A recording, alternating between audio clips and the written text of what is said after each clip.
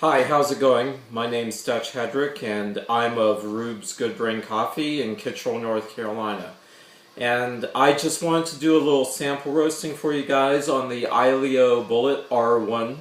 Now, a lot of people have heard, well at least I've heard, that you can't really do a good sample roast on the Aillio because the capacity is so large, 1 kilo, that you can't get good temperature readings from it. Therefore, if you want to do sample roasting, maybe you should get a separate roaster, something maybe of a 500 gram capacity.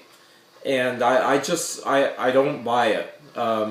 I believe you can get consistent results doing sample roasts on the Aillio, even if your sample is as low as 100 grams.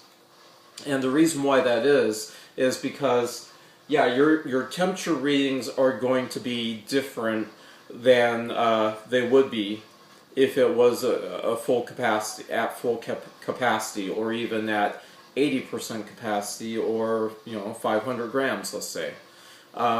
Yes, it's going to be different.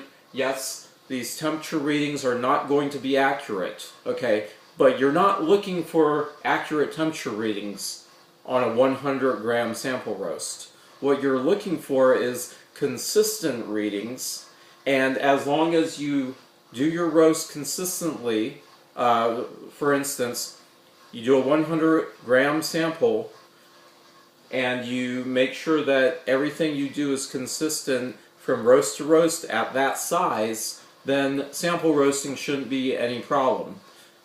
Just make sure you take good notes and you make sure that your sensory cues are on point, and everything should be fine. Now, here's the way I'm taking notes. I got my date, I put what the temperature is, what the humidity is. That's that may matter, it may not matter, that's fine. I just like to know if it does matter later on. I have the data, and I'll be able to figure out if it really makes a difference. More importantly, I'm taking my drop temperature down. I put what my bean temperature is and my atmospheric temperature, and I try to do that consistently from roast to roast. Then, according to the Scott-Rao method, which is what I'm going by, you want to turn down your roaster about 30 seconds before first crack. Okay? Now, this takes a little trial and error, but if you, like I say, if you take good notes, you should be able to do it. I try to stay consistent with the Rao method in that I want the time before first crack to be about 80% of the roast, and the time after first crack to be about 20% of the roast. Okay, so you might want to do some calculations beforehand. For instance, I've got that if we reach first crack at 7 minutes and 12 seconds, you should be laying it out at 9 minutes. If it's 8 minutes and 48 seconds where you reach first crack, you should be laying it out at about 11 minutes. And according to Rao, of course, this is where I'm getting... this is where I got most of my idea for sample roasting this way, so I'm just sticking to a Rao, okay? The end temperature should be between 9 minutes and 11 minutes, okay? Just try to shoot for that window. Fine. I think this is very doable. I've been doing it consistently, and we're going to do it now. So let's try it out. I've got 100 grams weighed out. I'm putting my funnel up here. Let's come over here. Charge. Alright, and let's charge.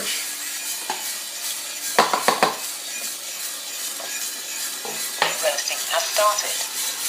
Alright, I got my plug up there, and immediately I'm turning the power down 1 notch to 5. I'm just going to leave the fan where it is. Previously, I changed my drum speed to 7 from 9, just because it's been suggested that your drum speed should probably be a bit lower with lower capacity. And I've been doing it on 9, but I've been getting good results. But I'm just going to see how it goes. I did one on 7 before, and it seemed to be pretty good. So, you notice our rate of rise is still dropping here. And we're about to reach a minute into the roast, and it's already turned around. Now it says 100, 101. Don't worry about that.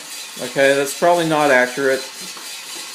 We don't really care at this point, because that's not what our objective is. Our objective is just to get good, consistent sample roasts. And here's what I found: as long as you use the same the same weight for the batch size, and you do your controls consistently from roast to roast, and stay consistent with your drop temperatures, you're going to hit all your marks just like you want to. Okay. Now, I'm getting my old notes from previous sample roasts, and you might be able to see here, hopefully, if it comes into focus, that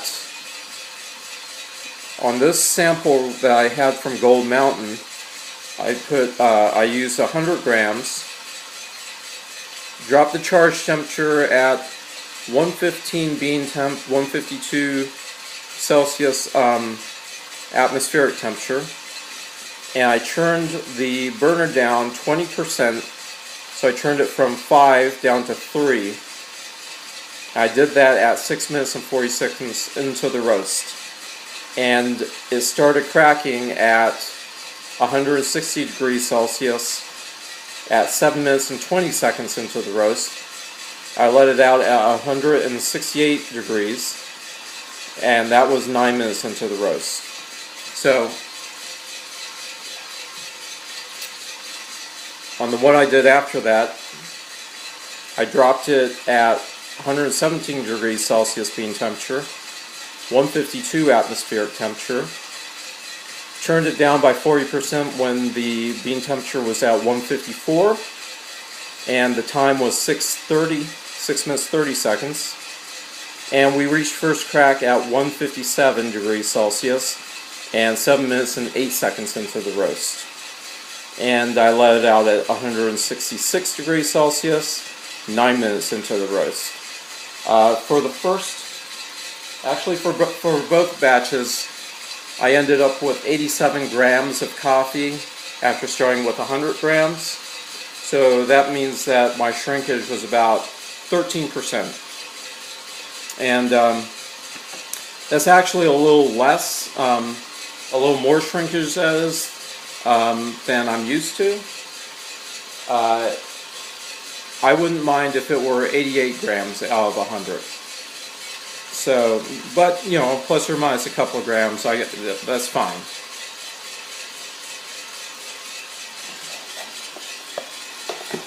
Alright.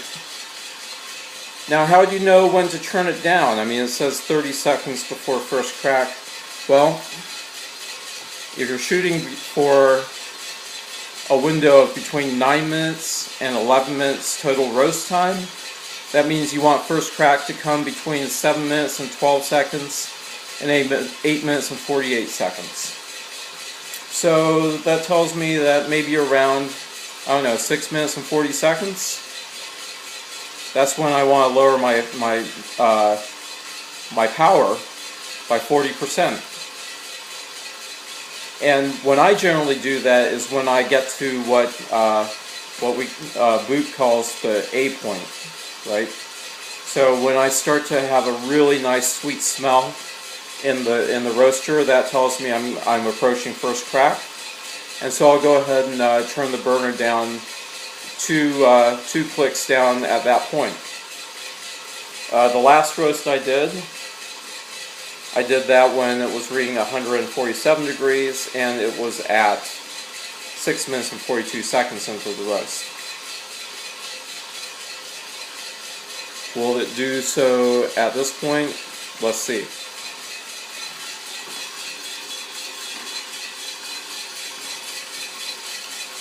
Alright, we're still in the bread stage.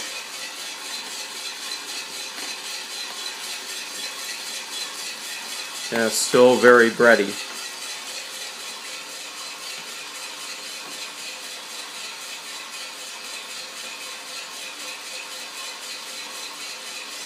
And we're reaching 6 minutes into the roast.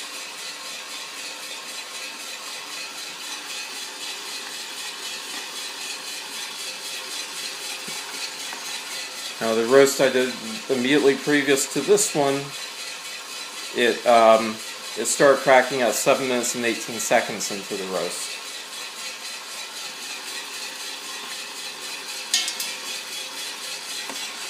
And it's still fairly bready. Oh, it's starting to get a bit sweet. Alright, I'm going to turn it down a couple of notches there. I did so at 6 minutes and 42 seconds. So, hopefully it'll crack around, I don't know, 7 minutes and 18 seconds.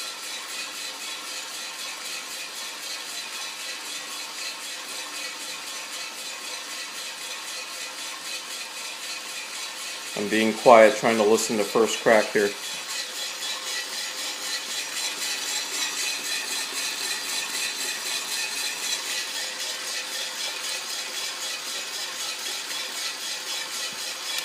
Up, 7 minutes and 20 seconds. That's why I hear my popping. 7 minutes and 20 seconds.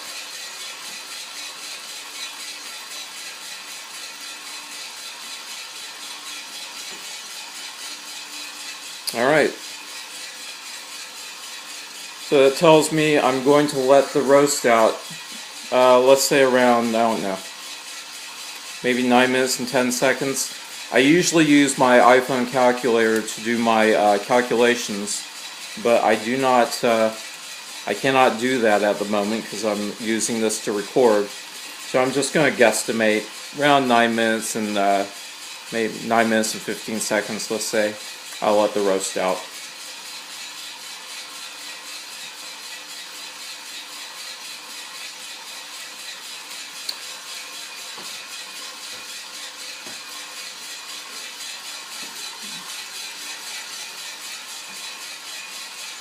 So, what you're seeing here is essentially everything's going to plan.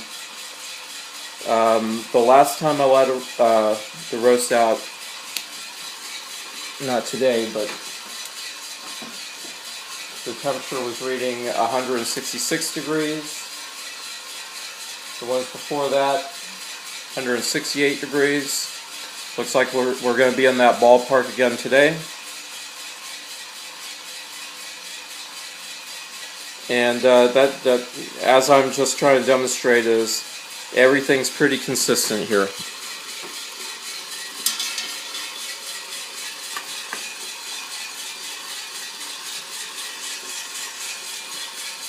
Alright, it's starting to smell pretty good. Alright, we'll let it out here.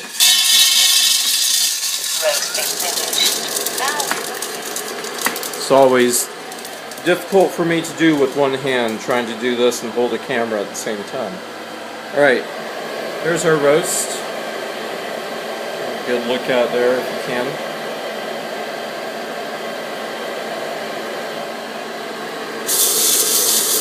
And this is going to cool down really quick because it's only maybe about 87, 88 grams. And once it does, let's weigh it out. I think if we're in that ballpark, that tells me we did a pretty good job today. Alright, I'll take this time to say if you have any questions about the Aillio, if you have any questions about sample roasting, If you have any questions about roasting in general, please leave them in the comment section. I want to have a honest dialogue with coffee professionals and coffee amateurs. And to me, amateur is not pejorative. It just means someone who does something with love. So if you you just love coffee and you don't do it for, you know, as a business, you're an amateur, and that's perfect. That's who we want as our customers, right? So let's get a dialogue going, a conversation, and I can learn from you, and hopefully you guys can learn from me. I've been doing roasting for about 15 years. I've been in coffee for 25 years, and I just started Rube's last year, and I'm hoping to apply what I know about coffee to help support me and my family. So, and hopefully by doing so, you guys can get some good coffee out of it. Alright, let's see how our roast is. It's actually nice and cool to the touch already. Alright, so I've got my scale here. Tear it out. Let's see what we got. Look at that, 88 grams. Pretty consistent, right? Alright.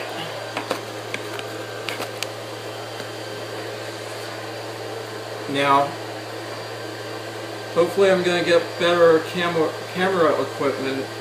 I've been doing some shopping. Let me turn this down.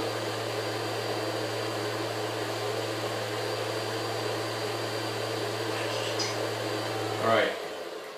Sorry about that.